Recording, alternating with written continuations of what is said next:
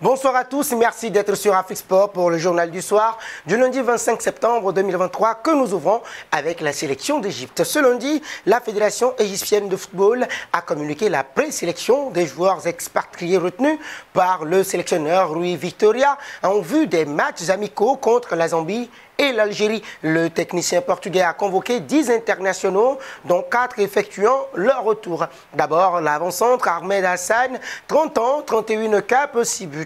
Indisponible pour cause d'une blessure au genou, mai-septembre 2023. Il avait manqué les rassemblements de juin et de septembre dernier. Ensuite, le plus attendu, Mohamed El Neni, 90 capes, 8 buts en raison d'une blessure au genou, l'ayant tenu éloigné des terrains pendant 9 mois, janvier à septembre 2023.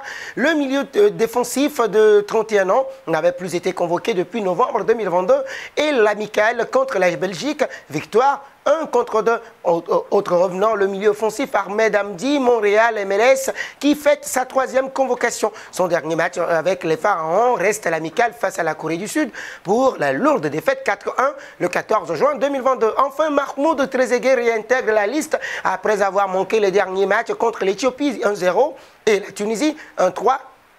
Les 8 et 12 septembre dernier. Pour le reste, on note les habituels Mohamed Salah, nouveau recordman de passes décisives délivrées par un Africain en English Premier League, Mustafa Mohamed, en très grande forme justement en ce début de saison à Nantes, 5 buts et 6 en 6 rencontres de Ligue 1.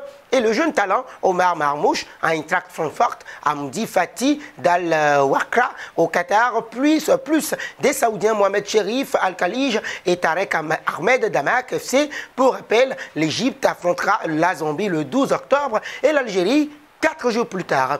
Autre sélection a dévoilé son programme, la Côte d'Ivoire. La Fédération sud-africaine de football, ZAFA, justement, a informé de la tenue d'un match amical entre les Bafana et les éléphants de la Côte d'Ivoire en octobre prochain. Eh bien oui, les protégés de Brousse accueilleront l'Eswatini le 13 octobre 2023 et se rendront ensuite en Afrique de l'Ouest pour affronter la Côte d'Ivoire, hôte de la prochaine Coupe d'Afrique des Nations le 17 octobre. Ces matchs font partie de la préparation du sélectionneur pour la Coupe d'Afrique des Nations en janvier prochain et pour les qualifications pour la Coupe du Monde de la FIFA 2026 en novembre, peut-on lire dans un communiqué publié par l'instance sur son site officiel samedi. Concernant la rencontre avec les Ivoiriens, celle-ci devrait se disputer sur la pelouse du stade Félix Houphouët-Boigny d'Abidjan, lequel devra être également le théâtre du choc entre l'AS Elefanto et le Maroc le 14 octobre. Nous passons maintenant au Maroc. La Fédération royale marocaine de football FMRF a dévoilé ce lundi le calendrier des matchs des Lions de l'Atlas comptant pour la prochaine fenêtre internationale d'octobre. Selon le programme communiqué par l'instance sur son site officiel, la bande à Achraf Hakimi affrontera la Côte d'Ivoire en amical, puis jouera le Libéria en rattrapage de la 6e et dernière journée des éliminatoires de la CAN 2023. La sélection nationale jouera face à son homologue ivoirienne samedi 14 octobre prochain à Abidjan, 17h heure locale, justement un match amical. Eh bien oui, cette rencontre sert de préparation à la 34e édition de la CAN qui se tiendra ou bien qui se jouera du 13 janvier au 11 février prochain en Côte d'Ivoire. Peut-on lire justement dans le communiqué s'agissant du match Maroc-Libéria comptant pour la mise à jour de la dernière journée des éliminatoires de la CAN, groupe K justement, il a été programmé pour le mardi 17 octobre prochain, toujours au stade d'Agadir, conclut la note officielle. Partons au Cameroun.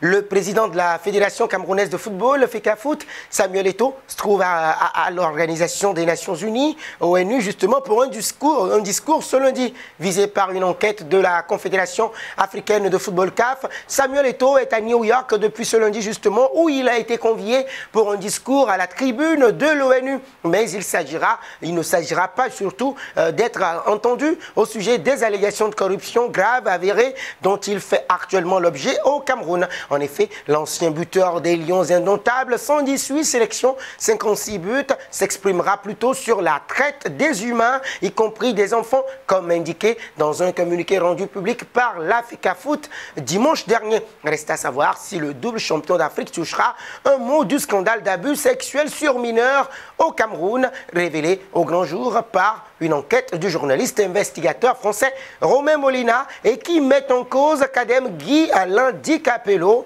le fondateur de l'académie Cap Foot.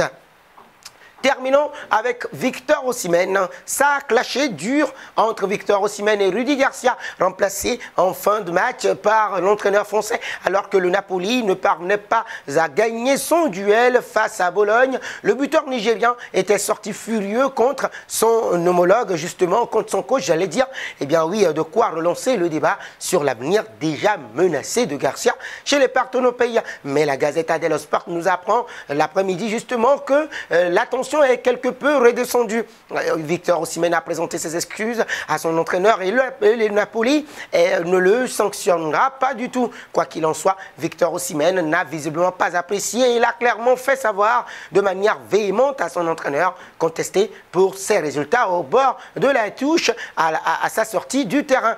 Une situation, une séquence sur laquelle se sont évidemment attardées les caméras. Interrogé sur le coup de sang de son entraîneur ou bien de son meilleur buteur, j'allais dire, l'ancien tacticien de l'OM qui exécute son deuxième passage dans la botte après l'AS Roma 2013-2016 a dégonflé la polémique. J'ai parlé avec Victor après sa sortie, mais cela reste entre nous. Il reste notre tireur de pénalty. Quand un joueur sort et qu'il n'est pas content, c'est une bonne chose, a répondu le Français au micro de DAZN après la rencontre. Osimhen en est à son 3e match d'affilée sans aucun but inscrit.